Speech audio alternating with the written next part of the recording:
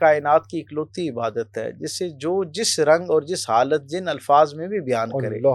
اللہ کے ہاں وہ مقبول ہی مقبول ہے۔ وہ کہتے ہیں جو درود کے بغیر گزری ہوئی سانس ہے وہ ایسے ہے جیسے غفلت میں گزرا ہوا وقت ہے۔ ہمارے ہاں جنات کے ذیل میں تو بہت ساری گفتگو جو ہے وہ موجود ہے اور اس پر گفتگو ہوتی بھی رہتی ہے، لیکن انسان کا تجسس جو ہے وہ تو اس کا بھی تقاضا کرتا ہے کہ ایک بہت ہی نمایاں مخلوق اللہ رب العزت کی اور پسندیدہ مخلوق، فرشتوں کو اللہ رب العزت نے اپنے نور سے تخلیق فرمایا، یہ نورانی مخلوق ہے، اور اسی لیے ان کی پاکیزی کا یہ عالم ہے کہ ان کے اندر نفس کا امتحان رکھا ہی نہیں گیا، کہ اللہ کا ذکر وہ ان کے ہاں اتنا خالص ہے کہ وہی ان کی روح کی بالیدگی کا ذریعہ بھی بنتا ہے، یعنی روح کی صفائی کا ذریعہ بھی بنتا ہے، پیوریفیکیشن اور اپ گریڈنگ کا بھی ذریعہ بنتا ہے، اور پلس ان کی غذا کے طور پر بھی اللہ کا ذکر ہی جو ہے وہ ان کی زندگی کا حصہ ہے۔ اللہ اکبر۔ 70,000 صبح آتا ہے اور 70,000 فرشتہ شام کو آتا ہے، اور یہاں کے فرشتوں کا بھی معمول یہی ہے کہ قیامت تک دوبارہ ان کی باری جو ہے وہ نہیں آئے گی۔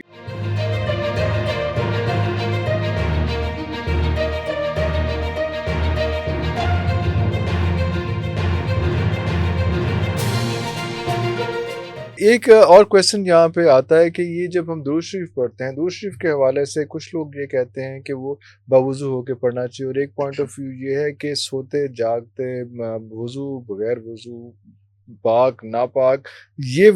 بس یہ پڑھتے رہنا چاہیے، والہانہ پڑھنا چاہیے۔ درود جو ہے نا جی بہت سادہ سی بات یہ ہے کہ یہ کائنات کی اکلوتی عبادت ہے جسے جو جس رنگ اور جس حالت جن الفاظ میں بھی بیان کرے اللہ کے ہاں وہ مقبول ہی مقبول ہے۔ یعنی دنیا کی ساری عبادات جو ہیں ان کی قبولیت کے لیے کئی طرح کی شرائط اور تقاضے ہیں جنہیں آپ پورا کرتے ہیں تو وہ عبادت قبول ہوتی ہے، ورنہ وہ رد کر دی جاتی ہے۔ درود پاک کیونکہ اللہ کے محبوب کا معاملہ ہے، اور اللہ اپنے محبوب کے معاملے میں اتنا حیادار اور باوقار ہے اور اتنا سخی ہے، اللہ تو ویسے بھی سخی ہے، لیکن حضور کا جب معاملہ آ جاتا ہے تو اللہ کی رحمت جو ہے وہ درجہ کمال پر پہنچ جاتی ہے۔ اللہ یہ اعلان فرما دیتا ہے، آپ یہ دیکھیے کہ ہم تک یہ بات پہنچی کہ جو عام اعمال کیے جاتے ہیں، جب کوئی بندہ نیک عمل کرتا ہے تو فرشتے اس عمل کو اللہ کی بارگاہ میں پیش کرتے ہیں اور کہتے ہیں مالک اس فلاں شخص نے یہ عمل ایسا کیا، خیر کا کوئی عمل بھی جو ہے وہ خیرات ہے، زکوٰۃ ہے، کسی کی بھلائی ہے، ذاتی عبادات میں سے کوئی عمل کی ہے، وہ عمل اللہ کی بارگاہ میں پیش کیا جاتا ہے، اور اللہ پھر اس کے اخلاص کو دیکھتے ہوئے اپنی شان کے لائق فرمان جاری کرتے ہیں، اسے رد کریں یا قبول کریں، اور اگر قبول بھی کرنا ہے تو کتنا اجر دینا ہے اس کو، یہ اللہ رب العزت اس وقت طے کرتا ہے اور ہر دفعہ طے ہوتا ہے۔ درود پاک کے بارے میں اللہ نے ایسا فرمان رحمت جاری کر رکھا ہے اپنے فرشتوں کو، حساب کتاب والوں کو، کہ جب کوئی شخص کسی بھی حالت میں درود پڑھ رہا ہو، اللہ اکبر، آپ نے مجھ سے نہیں پوچھنا ہے، اس کو قبولیت کے درجے کے اندر لے لینا ہے، اس کو قبولیت کے درجے پر رکھنا ہے۔ اللہ اکبر۔ حتیٰ کہ آپ تصور کیجئے کہ کوئی عمل کتنا ہی اعلیٰ عرفہ ہو، اگر اس کے اندر ریاکاری شامل ہو جائے نا تو ریاکاری اعلیٰ سے اعلیٰ، عظیم سے عظیم عمل کو بھی ضائع کر دیتی ہے۔ ایک آدمی اللہ کے راستے میں اپنی جان پیش کر رہا ہے، شہادت سے بڑھ کر کوئی بات ہو سکتی ہے؟ اللہ اکبر۔ میں نے اپنے آپ کو تیار کیا اور اپنی جان جان آفری کی سپرد کر بھی دی۔ اللہ کی بارگاہ میں اس سے بڑی چیز ایک بندہ کیا پیش کر سکتا ہے؟ جان ہے نا، لیکن جان جسم میں سفر کر رہی ہو، روح نکل رہی ہو، اور اس دوران دل میں خیال آ جائے نا اس زخمی ہونے والے شہید کو کہ میرے جانے کے بعد لوگ مجھے یاد رکھیں گے۔ سرکار ختمی مرتبت فرماتے ہیں کہ اللہ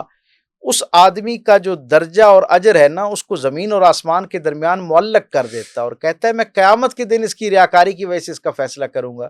کہ اسے بطور شہید قبول کرنا ہے یا نہیں قبول کرنا۔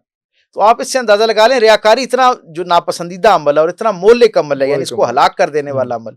لیکن کیا دلچسپ معاملہ ہے، کائنات کی اکلوتی عبادت ہے درود پاک کہ اگر کوئی شخص ریاکاری کے ساتھ بھی کرے گا تو اللہ نے یہ کہہ رکھا ہے کہ میرے محبوب سے تعلق کا معاملہ ہے، چاہے وہ کتنا ہی خستہ انداز میں تعلق قائم کر رہا ہے، کھوکھلے انداز میں کر رہا ہے، جوڑ حضور کے ساتھ رہا ہے، اس لیے محروم نہ واپس کیا جائے، اسے کچھ نہ کچھ عطا کر دیا جائے۔ اس لیے درود پاک کو ہر وقت جو ہے نا وہ اپنا ورد جاں بنائے رکھنا چاہیے۔ حضرت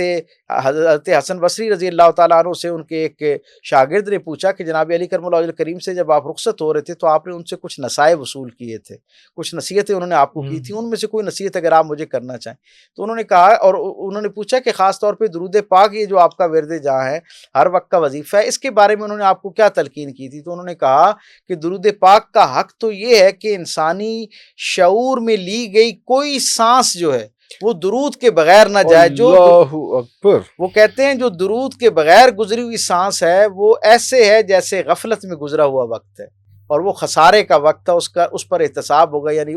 اس لمحے کا اللہ کے سامنے جواب دینا پڑے گا کہ یہ صحت کے ساتھ سانس دی گئی تھی اللہ اور اس کے رسول کے ذکر کو بلند کرنے کے لیے، اور تم نے اس کو اپنی دنیاوی کسی اس عمل کے ساتھ جو ہے وہ شریک کر دی ہے۔ تو حضرت امام حسن بصری کہتے ہیں کہ مجھے یہ جو ہر لمحہ درود کے ساتھ ایک میری جڑت ہے، اس کے پیچھے جناب علی کرم اللہ وجہ کریم کی وہ تلقین ہے کہ درود کا حق تو یہ ہے مجھ پر کہ ہر سانس جو ہے وہ درود پاک کی برکت کے ساتھ معطر ہوتی ہوئی نظر آئے۔ اللہ اکبر۔ اچھا، ہم یہاں سے آتے ہیں کہ کہا جاتا ہے کہ درود پاک جو ہے وہ فرشتے ہیں، جو فرشتہ فوری طور پہ آتا ہے حضور صلی اللہ علیہ وسلم کو کی خدمت میں پیش کرتا ہے۔ جتنی دفعہ آپ درود پاک پڑھتے ہیں، ہم نے یہ بات نہیں کبھی سوچی کہ یہ فرشتے کیا چیز ہیں اور یہ کیا مخلوق ہیں اور کیسے بنے ہیں اور کس کس طرح کے، اس کو کوئی آپ ایکسپلین کریں گے ذرا؟ ہاں، بہت اچھا اور بنیادی سوال۔ میں یہ سمجھتا ہوں کہ ہمارے ہاں جنات کے ذیل میں تو بہت ساری گفتگو جو ہے وہ موجود ہے اور اس پر گفتگو ہوتی بھی رہتی ہے، لیکن انسان کا تجسس جو ہے وہ تو اس کا بھی تقاضا کرتا ہے کہ ایک بہت ہی نمایاں مخلوق اللہ رب العزت کی اور پسندیدہ مخلوق جو ہے اس کے حوالے سے ہمارے ہاں روز و شب گفتگو کا حصہ نہیں بنتا ان کا احوال جو ہے۔ تو یہ ایک بڑا اچھا اور بنیادی سوال ہے۔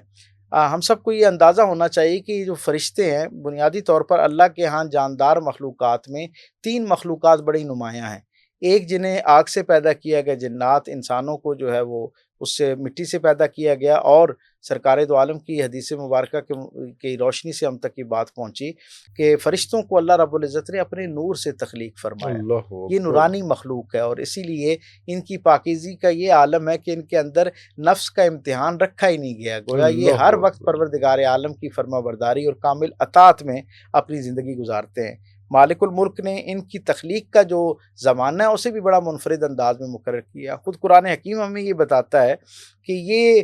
مخلوق جو ہے یہ انسانوں کی تخلیق سے بھی پہلے موجود تھی، اور یہ مخلوق جو فرشتے ہیں یہ جنات کی تخلیق سے بھی پہلے موجود تھی۔ قرآن حکیم بتاتا ہے نا کہ جس وقت اللہ رب العزت نے فرشتوں کو مخاطب کر کے کہا کہ آدم کی تخلیق کا ارادہ کر لیا اور اس کو عارضی پر اس کو میں اپنا نائب بنانے جا رہا ہوں، تو اس سے پہلے کیونکہ یہاں جنات سے یہ زمین آباد تھی تو فرشتے ان کا احوال دیکھ چکے تھے، تو انہوں نے اللہ کی بارگاہ میں کہا پروردگار عالم یہ جو نفس کے ساتھ خواہش کے ساتھ ایک جذبہ رکھتی ہوئی ایک جو مخلوق تیری پیدا ہوتی ہے نا، یہ کچھ وقت گزرنے کے بعد شیطان کے غلبے میں آ جاتی ہے اور پھر اس کا عالم یہ ہو جاتا ہے کہ یہ فتنہ و فساد پیدا کرتی ہے۔ اگر تو نے اپنی عبادت اور اطاعت کے لیے مخلوق پیدا کرنی ہے تو ہم اپنی عبادت کو اور بڑھا دیتے ہیں، لیکن پروردگار عالم نے جواب میں کیا فرمایا کہ اس سے پہلے ساری مخلوقات تھیں، اب میں اپنا نائب اس زمین کے اوپر جو ہے اس کو بھیجنا چاہتا ہوں، اور ایک گویا اپنے ایسا حقیقی نمائندہ بھیجنا چاہتا ہوں جو میری منشا جو ہے وہ میری دیگر مخلوقات تک پہنچائے گا اور اپنی زندگی اس انداز میں گزارے گا جو میری کامل اطاعت میں بھی ہوگا اور کامل میری خوشنودی میں بھی وہ زندگی گزارے گا۔ تو فرشتوں کا اس آیت سے یہ پتہ چلتا ہے کہ فرشتے جناب آدم علیہ السلام کی تخلیق کے وقت بھی موجود تھے، اور اس سے پہلے جو جنات کا زمانہ تھا وہ بھی ان کی نظروں سے گزرا ہوا تھا۔ یہ اس وقت سے جو ہے وہ سرکار یعنی یہ اللہ کی جو تخلیق ہے اس کے اندر شامل ہیں۔ مخلوقات میں یعنی جو قدیم ترین مخلوقات ہیں ان میں سے فرشتے شمار کیے جاتے ہیں۔ ان کو اللہ نے اپنے نور سے پیدا فرمایا، اور ان کی عمروں کے بارے میں بھی جیسے میں نے پہلے بتایا کہ ان کے اندر کیونکہ نفس کا مادہ نہیں رکھا تو اس لیے ان کے ہاں غذا کی بھی اس طرح کی وہ جو ریکوائرمنٹ ہوتی ہے یا طلب موجود نہیں ہوتی ہے۔ اللہ اپنی شان کے لائق ان کو تخلیق کرتی ہے، ایک افزائش عطا کر دیتا ہے، پھر ان کے ہاں افزائش نسل کا ویسا کوئی معاملہ نہیں موجود ہوتا جیسا باقی جانداروں میں ہمیں دیکھنے کو ملتا ہے، انسانوں یا باقی حیوانات یا باقی جو اللہ کی مخلوقات ان کے اندر پایا جاتا ہے۔ ان کے ہاں وہ معاملہ بھی موجود نہیں ہوتا، کھانے کی طلب بھی ان کے ہاں نہیں ہوتی ہے، کھاتے پیتے بھی نہیں ہے، بلکہ امام سیرین علیہ الرحمہ نے لکھا جب ان سے پوچھا گیا کہ ان کا پھر نظم و ضبط کیسے چلتا ہے تو انہوں نے کہا کہ اللہ کا ذکر وہ ان کے ہاں اتنا خالص ہے کہ وہی ان کی روح کی بالیدگی کا ذریعہ بھی بنتا ہے، یعنی روح کی صفائی کا ذریعہ بھی بنتا ہے، پیوریفیکیشن اور اپ گریڈنگ کا بھی ذریعہ بنتا ہے، اور پلس ان کی غذا کے طور پر بھی اللہ کا ذکر ہی جو ہے وہ ان کی زندگی کا حصہ ہے۔ اللہ اکبر۔ تو ان کے ہاں ایک کل وقتی طور پر یہ موجود ہے، لیکن جیسے سرکار دو عالم صلی اللہ علیہ وسلم نے کی ارشادات سے ہمیں یہ پتہ چلتا ہے کہ یہ جو فرشتے ہیں نا ان کی تعداد انسانوں حتیٰ کہ جنات سے بھی کئی گنا زیادہ ہے۔ حضور فرماتے ہیں کہ زمین اور آسمانوں کا کوئی 4 انگلیوں کے برابر حصہ جو ہے، جسے عربی میں 4 انگلیوں کے برابر ایک حصہ کہتے ہیں، حضور نے فرمایا اتنی جگہ بھی زمین اور آسمان کے درمیان موجود نہیں ہے جہاں پر اللہ کے فرشتے اللہ کی عبادت میں مشغول نہ ہوں۔ اور حضور نے اور ان کی تعداد کا اندازہ اس بات سے لگائیے کہ بیت معمور جس طرح اس دنیا اہل دنیا کے لیے اہل ارض کے لیے اللہ رب العزت نے کعبۃ اللہ کا انتظام کیا، اپنا گھر قائم کیا اور اس کے گرد طواف کرتے ہوئے لوگ جو ہیں وہ اللہ کے ساتھ اپنا قرب اختیار کرتے ہیں۔ بالکل اسی طرح فرشتوں کی وہ جو نورانی اور روحانی جماعت ہے، اس کے لیے بیت المعمور کے اوپر جو ہے وہ اہتمام، ساتویں آسمان پر اللہ رب العزت نے اس کا انتظام کر رکھا ہے، اور وہاں فرشتے جو ہیں وہ طواف کے لیے جاتے ہیں۔ اب آپ تصور کیجئے، ان کی تعداد کا اندازہ لگائیے کہ جب سے بیت المعمور موجود ہے اس وقت سے فرشتے وہاں طواف کر رہے ہیں، اور حضور فرماتے ہیں کہ جبرائیل نے مجھے یہ بتایا معراج کے سفر میں کہ 70,000 فرشتہ روز یہاں جو ہے وہ طواف کے لیے صبح آتا ہے، اور 70,000 جب اہل دنیا پر شام ہوتی ہے تو دوسری ٹولی آ جاتی ہے، اور جو ایک دفعہ آتی ہے ٹولی، وہ 70,000 جو ہیں ان کی قیامت کا سور پھونکنے تک دوبارہ باری نہیں آنی، اللہ اکبر، اتنی تعداد ان کی موجود ہے۔ اچھا، یہ وہ والے فرشتے ہیں، اور پھر آپ یہ دیکھیں کہ ساتوں آسمانوں پر فرشتے اپنی اپنی عبادت کی حالت میں موجود ہیں۔ کوئی سجدے کیا، ایک یعنی عرش کا حصہ ہے جہاں پر صرف سجدہ ریز ہیں فرشتے، ایک عرش کا حصہ ہے جہاں صرف رکوع کے اندر ہیں، کہیں عبادات کے اندر ہیں، کہیں دعا کی حالت میں اللہ کے ساتھ جڑے ہوئے ہیں۔ تو گویا ہر وقت ایک عبادت کا منظرنامہ ہے جو ان کے ساتھ منسوب ہے۔ اور پھر آپ یہ تصور کیجئے کہ یہ بیت المعمور کے اوپر تو 70,000 فرشتوں کا معاملہ ہے، خود سرکار دو عالم صلی اللہ علیہ وسلم کی جو مرکز منورہ حضور کا مزار اقدس جو ہے، اس کی شان بھی یہ ہے کہ روزانہ 70,000 فرشتے صبح حاضری کے لیے آتے ہیں، عصر تک رہتے ہیں، اور ڈھلتی عصر پر وہ واپس روانہ ہوتے ہیں۔ اور مغرب کی اذان جس وقت مسجد نبوی کہہ لیں یا مدینہ طیبہ کی گرد و نواح میں ہو رہی ہوتی ہے، تو اس وقت نئی جو فورس ہوتی ہے فرشتوں کی، ان کا آنا جو ہے ان کا اجلال ہوتا ہے، یعنی وہ یہاں آ جاتے ہیں اور اپنی گویا ڈیوٹی سنبھال لیتے ہیں۔ 70,000 صبح آتا ہے اور 70,000 فرشتہ شام کو آتا ہے، اور یہاں کے فرشتوں کا بھی معمول یہی ہے کہ قیامت تک دوبارہ ان کی باری جو ہے وہ نہیں آئے گی۔ تو اس سے آپ اندازہ کر سکتے ہیں کہ ان کی تعداد کتنی زیادہ ہے۔